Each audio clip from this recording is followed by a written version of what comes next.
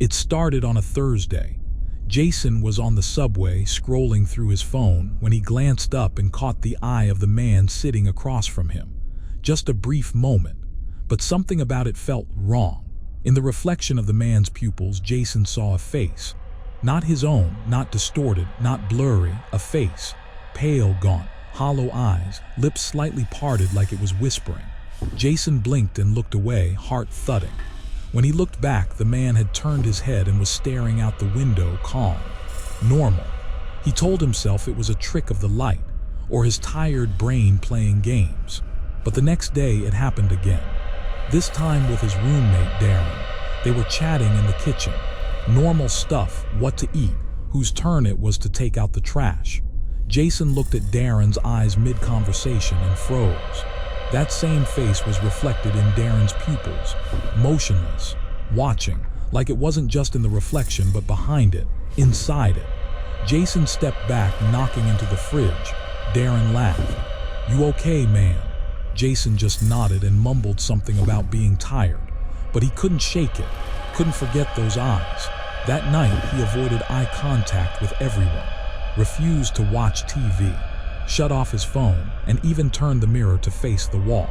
But the worst part, he couldn't stop feeling like he was being watched.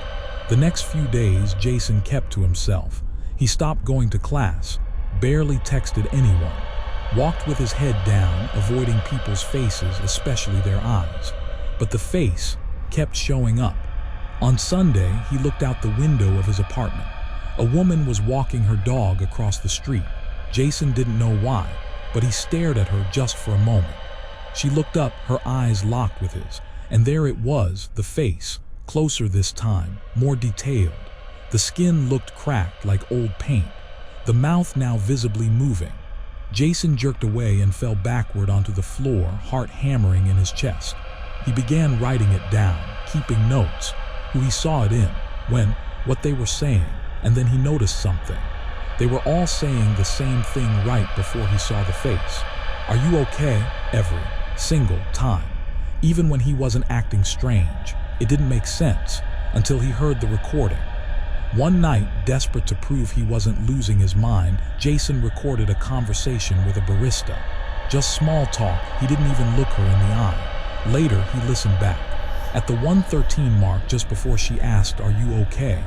there was a whisper, very faint, barely a breath, but it said his name. Jason. Jason stopped leaving his apartment. He covered every mirror, every screen, turned off his phone, stopped answering the door. But the face kept getting closer. Not physically, not yet, but in reflections. When he accidentally glanced at Darren's eyes again, the face wasn't just behind the reflection. It was in it, pressed up close.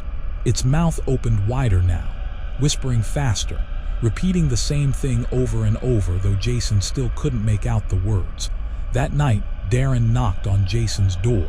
"You good, man?" he called. "You've been locked in there for hours." Jason didn't answer. "Hey," Darren's voice softened.